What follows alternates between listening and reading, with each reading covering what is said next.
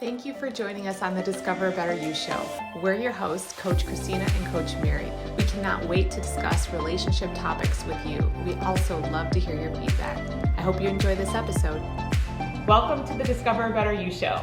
I'm Mary. And I'm Christina, and we are going to talk everything relationships. All things relationships today. And in this space, this is exactly what we'll be covering. We'll be going over and then really engaging you, our audience, and then people who will write into us specifically around all things relationship, the good, the bad, the in, the out, the ups, the downs, and all things in between. Yes, we want your input, and we love that you are part of this community. So the first thing we're going to do is kind of lay out the importance of relationships in every aspect of our lives.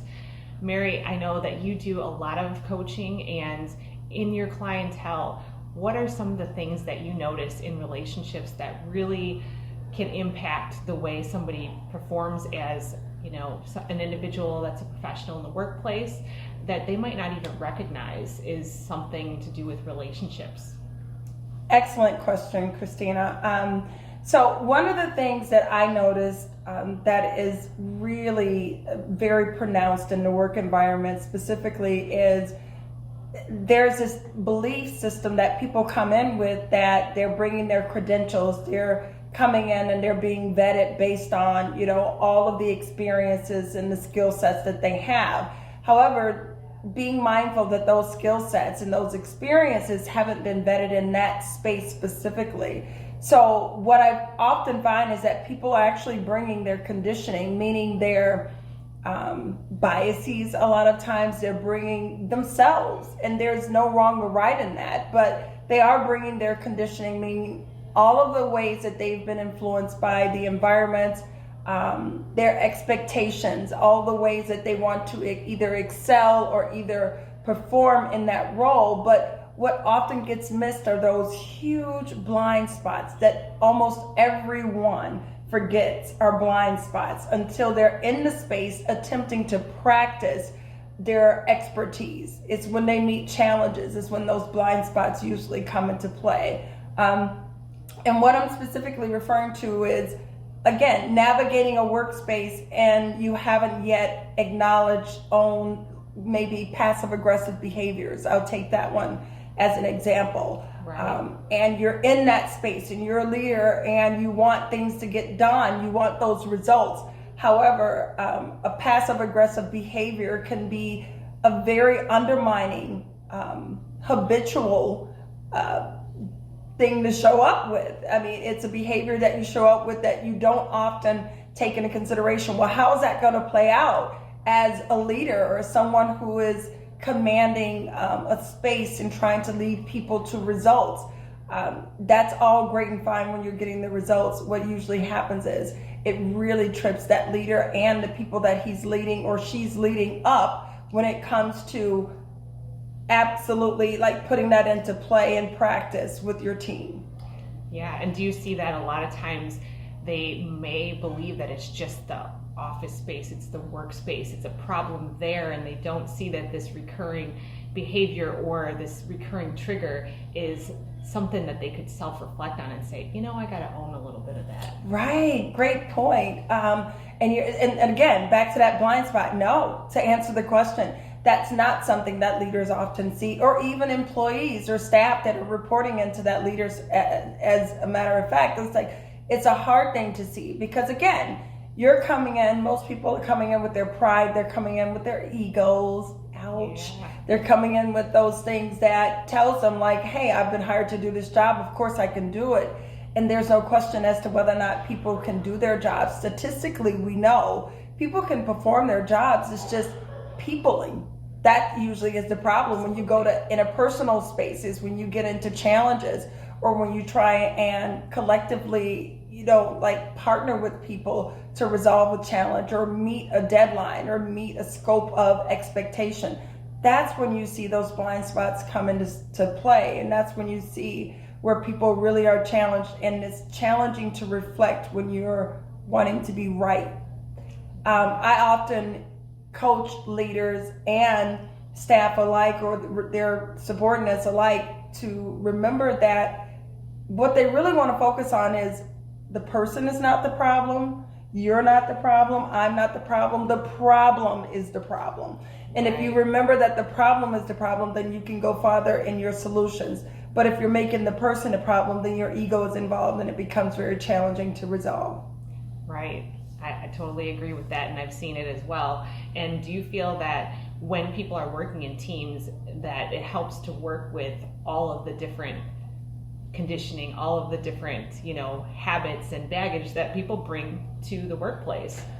Absolutely. And fundamentally, I think that's where we really fail. Most organizations, teams, leaders, HR spend their time on looking for talent.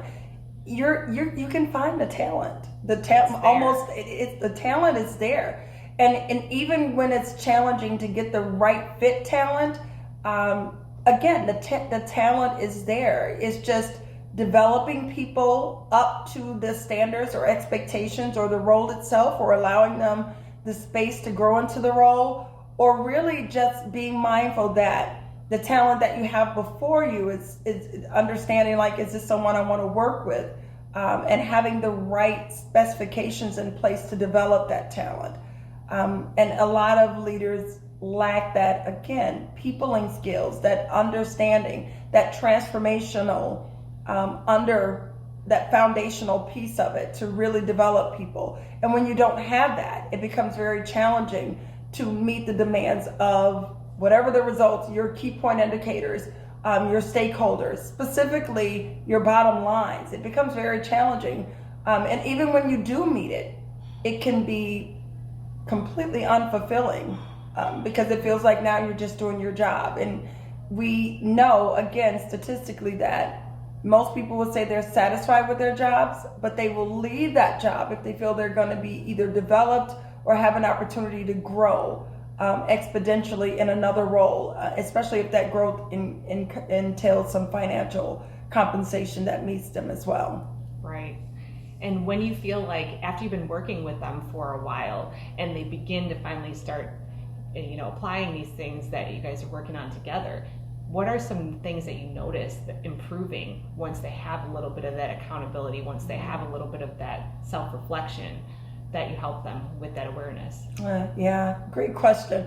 So again, the resistance piece, I think, with people is what is met initially, but then once they're on the other side of resistance and a bit of defensiveness, once they're on the other side of that, what usually happens is people start to drop those walls that they've built up to protect themselves or protect what they believe or their credentials or their ability to perform. And they can get on the other side of that fear and really start to tap into and expound their energy. And they find that they have a lot more energy than they initially gave themselves credit for, because they're not so focused on, well, who's going to say I'm doing something wrong, or who's going to say I'm not meeting my numbers, or who's going to say I'm not leading my team, or who's going to say I'm not effective. You have a ton more energy than you can sometimes even imagine or even aware of, because there's so much focus that's going on, like, you got to get it done all right. We hear these cliches, and they're really not cliches, but we hear them all the time. It's like, you hear, like, there's no failure, there's only opportunities for growth, and that's true.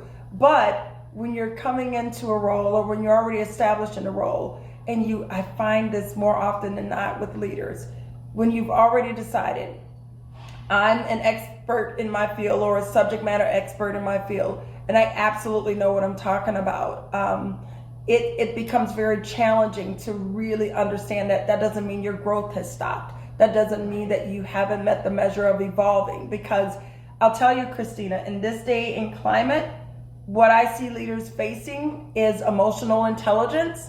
I see them facing self-awareness. I really see them struggling with how to meet and manage the demand of the climate, which is very different from some of the leaders who were in place, specifically around the generation gap. We have boomers who are still in place in very high and pronounced positions. We definitely have a lot of Gen Xers who are in those positions. But again, we know the climate is changing. We know the world around us is evolving and changing, and meeting the demands of those changes means that, you're going to have to up your emotional intelligence. It's vital at this point in time. Absolutely. And how do you feel like that gap plays into that self-reflection role? Does it feel sometimes like a family dynamic, almost like when you see the leadership is, diverse in ages and stuff like that, that sometimes they may look at a younger generation and think, oh, well, I'm up here, I'm doing this, and why are you telling me that? And they get a little bit of that edge, that ego, like you talked about. How do you think that those roles are affected by the generational gap? Absolutely, Christina. And what I absolutely notice with that is, again, I love these questions, but what I absolutely notice with that is that, again, the gap is really prolonged by the resistance on each party to come to the table and compromise or either work together to meet. Again, the problem is the problem. We each are not the problem. And generationally, it's going to continue to show up. But what I often see is that there's a real resistance on the establishment and the established people who are in roles, who have been in leadership their whole life or for a measured amount of time. And it's hard to relinquish that measure of, sometimes it's power, sometimes it's control, sometimes it's knowledge, sometimes it's gatekeeping. But almost always it's just a resistance to say, okay, how can I drop my guard and see this person and allow them to see me, and actually get to a point where we can problem solve and say, ultimately what we want to do is has a result that says, hey, we're meeting the measure of the demands of our organization, of our team goals, or of our individual goals, and we're growing exponentially in doing so. But that can be challenging, because in an environment where you've already decided, again, you're the subject matter expert, dropping and not gatekeeping or not positioning yourself as the one who needs to have the final say, and then collaborating becomes a bit of a challenge. Yeah. So I feel like when you talk about the gatekeeping and all of those things that just are traditionally like, this is my role, is it hard for them to embrace the role of, now I'm going to open the floor to serve and care about my team in a different way, not just telling you what to do and how to do it, but also to understanding where their challenges are and supporting. So how does that shift look like once they do start implementing some of that? Yeah, so you bring up a really great point with regards to serving, and I think that's the way that we're going, especially in the workspace, in the work environment. Having leaders coming to the work environment, understanding that they are really holding a space of service, and that's what really is part of the foundational principles of leadership, is that you're serving the group, the team, the organization, the greater good of all involved in those spaces. And being mindful of that, I think, really supports that leader in their growth. When you're not, you see a lot of churn, you see a lot of burnout, you see a lot of people who are really disconnected from the vision and the mission, let alone the values that they're looking to cultivate as a team. There's a real disconnect. But on the other side of that, when those resistance drop, you really see people start to work together. They start to bring their whole self into their work environments. You start to see their creativity just, again, expound and expand. They thrive in that space because the energy is available. But again, I'm always reading and really looking to understand not only the human experience, but the leadership psychology, as well as future-facing opportunities that really pull people into growth mindsets versus, I don't like it that way, we don't do it that way, we're not going to do it that way, I have final say, in all of the things that can tend to hold an organization, a team, and especially a leader back from really seeing their team and really supporting their growth and their talent.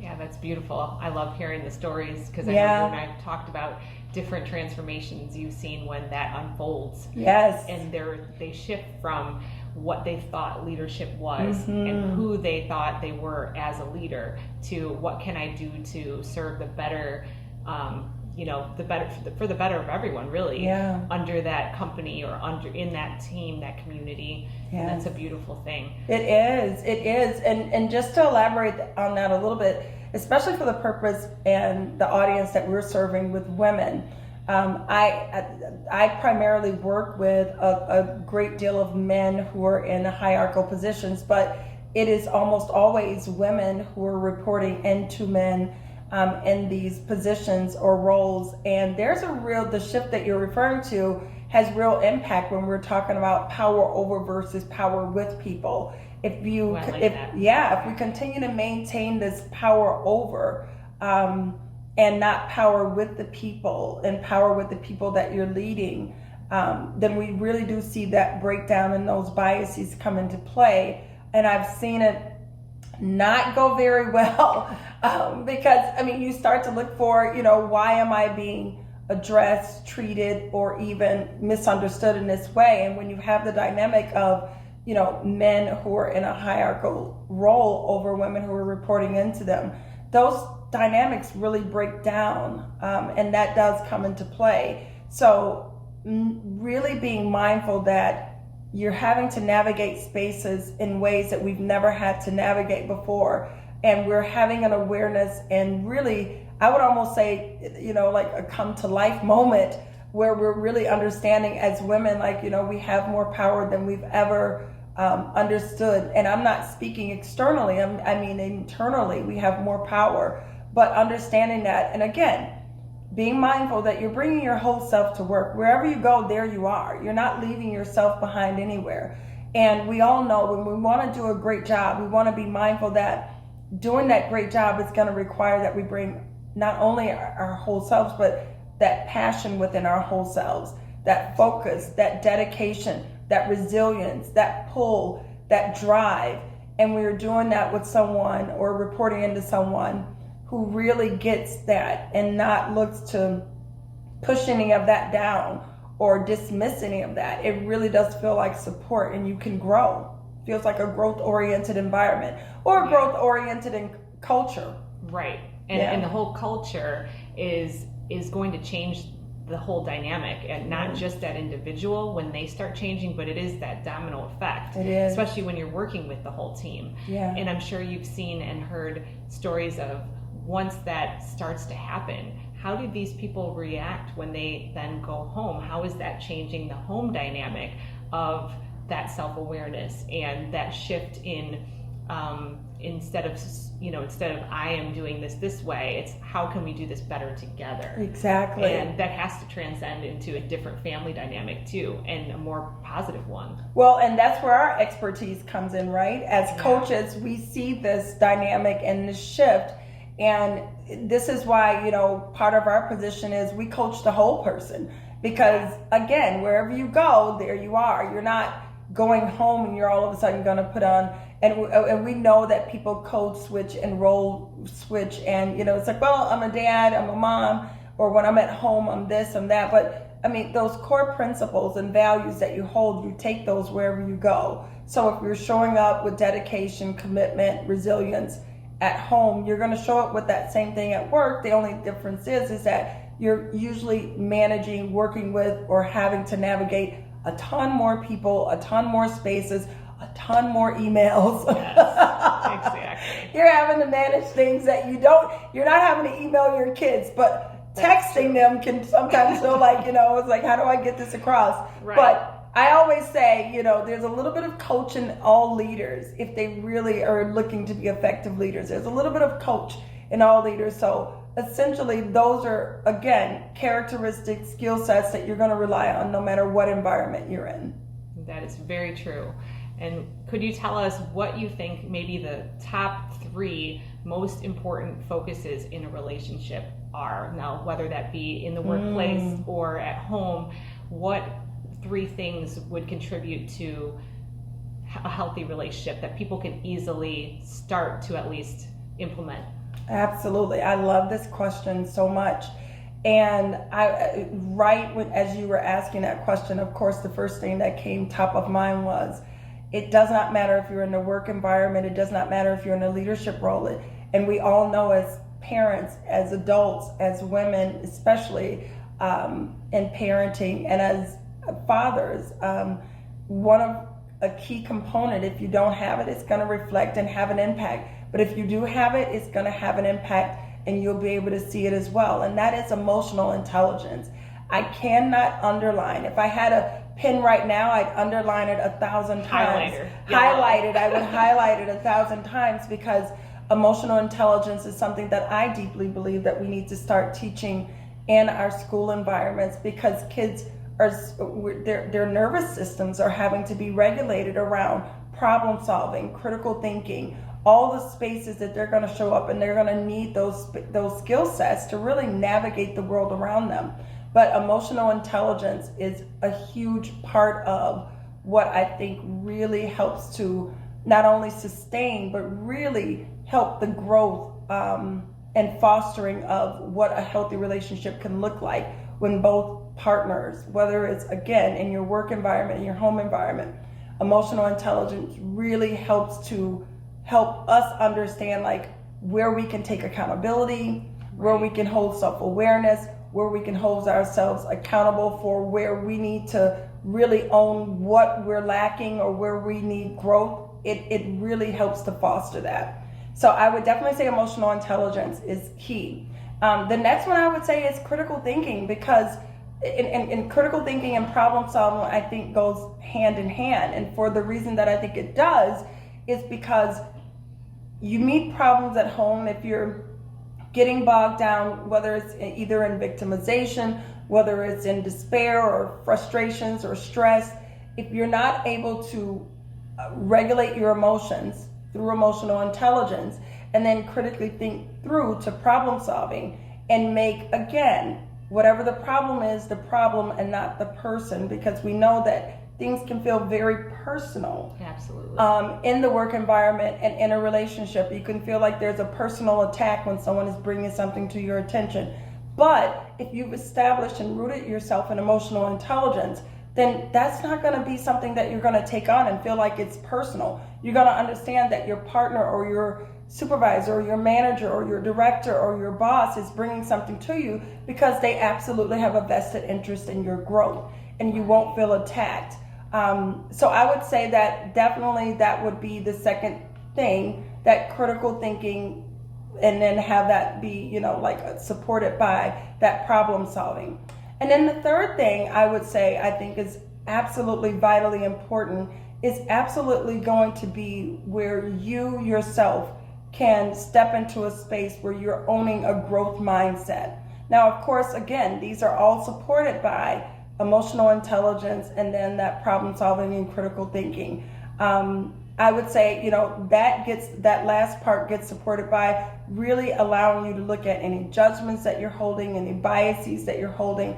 That growth mindset will allow you to just really be open-minded. I know a lot of people will say, well, what's the most vital important thing to do in a relationship? And they'll say communication. Almost everyone raises their hand and say communication. Yeah. Well, here's the thing about communication. It works if you can communicate. Right. However, if you cannot effectively communicate, it means nothing. So we don't want to assume that everyone has either the space within themselves, the education, or the foundation of being an effective communicator. And we know that there's tons of ways that we communicate. There's nonverbal communication. Correct. If you're silent about something, someone asks you a question and you're silent about it, that's communication. So there's lots of ways that you can communicate. However, if you root yourself in emotional intelligence, if you root yourself in critical thinking, as well as rooting yourself in holding awareness specifically around problem solving, and then you keep a growth mindset, all of those things are going to foster communication. So I would say those are top three. I love that advice. And what is just one thing that anybody listening could implement to start that emotional IQ, like to start learning about that? Because we know what it means, but do we know how to tangibly take a step towards it if we're far removed from that knowledge? It's a great question. I absolutely love that question. And I would say in the world that we live in, you literally have an education system right in your hand, literally in the palm of your hand. Yep. If you have a phone, you Google. And YouTube University, it's real. I mean, we make fun of it, but YouTube University is real. If you were to just go on to Google and say, how do I begin the process of owning or just understanding what it means to be emotional intelligence, or improve my emotional intelligence, or improve any of the things that you've heard us talk about or listed out here or brought into this topic of discussion around relationships. Even if you want to say, I want to have a better relationship with myself, which I think is primal to any relationship, your work relationship, yes. Your personal relationships, your parental relationships. Starting with your relationship with yourself is vitally important. But if you were to go, put that in and then hit video, it's going to bring up more videos than you probably feel like you have time to watch or either sit and take in. But if you prioritize that time, if you absolutely put it at the top of your list and say, this is a space where I know I've struggled, or this is newly introduced to me and I've never heard of this before, or it's something I've heard of and didn't know or didn't understand the importance of it, or how it impacts the way I show up to my work or show up to my home or my roles that I have already taken on. This is an opportunity for you to prioritize. I'm going to undertake and put myself in a position where I do not go a day without making sure I tap into those spaces where I know I need to grow and really educate myself on what it means to. And if you feel like you want to take a formal course, I would say advocate for yourself, especially in your work environment. There's almost no work environment right now that will not support you in taking classes in emotional intelligence, or again, any of the things that you've heard mentioned here. But I would say those top 3 things are vitally important. All of those support a relationship with yourself, I would say. Awesome. And wouldn't you say that anybody that's truly like wholeheartedly seeking to learn more and to do better and to be a support to others and just to experience that community, if that's their aim, they're gonna find a way to do it. And if they do need support, if they do need extra clarity, they can reach out to a coach or, also trusted friends that will give them honest feedback on, hey, how am I doing here? Absolutely, Christina. And I'm glad you mentioned that, because all of those areas, one of the things that we do at Discover a Better You is the 360 assessment, which especially in the work environment, but what people don't know is that 360 is something that you can utilize in any environment. Right. If you feel like, how many of us have felt like I'm the go-to person in my family? I'm the one who everyone calls. I'm the one who is looked to. If you're owning that role, or if that's a role that you want to continue to carry, have your family complete a 360. But especially if you're in a leadership role, if you've never completed or gone through the process of a 360 and gotten that earnest, I'll call it even a blind spot feedback, blind spot check from a 360, I assure you, you will absolutely benefit from it greatly. With all the leaders that I've worked with who have completed 360s, I can tell you every single time they've both been completely taken aback and also very thankful and grateful for the feedback that they've gotten that helped them in their plight, in their career path, especially in holding awareness around things that they just might be not consciously aware of, or holding enough awareness around. It really helps to pinpoint where the growth opportunities are. So I would say that 360 assessment really does do the job of bringing and honing in on some of the things that you were mentioning, as far as different people offering that feedback and then holding that awareness as far as a community and creating community. If you truly want to create community, feedback is a huge part of that. It sure is. And learning how to accept that feedback. Yes. And realize, like Mary said, that it's not focusing the problem on someone, putting that on them. It is working at the problem together. Yeah. I love how you phrase that. I mean, again, community is, I think, all any of us are looking for, whether we're at work, whether we're at home, whether we're in our communities themselves. We're looking for a community. And if you're not getting feedback from someone, I can assure you there are probably spaces where you could probably use Christina or I to help you foster and begin educating yourselves on where you can get the support that you would need from a coach who is vested in helping you live and really tap into how to expose like your highest expression of yourself and really live into that authentically and intentionally. Awesome. Yeah. Thank you so much for all that insight, Mary. Yeah. If you would like to get a hold of us, go to discoverbetteryou.com. Yes. And we would love to hear your suggestions for topics, any relationship topic. We are game. We are definitely game, and we look forward to hearing from you. We look forward to your questions. We look forward to the engagement, and we really look forward to the conversation that we will continue with all of you. Thank you so much for listening today and watching. Thank Have a you. wonderful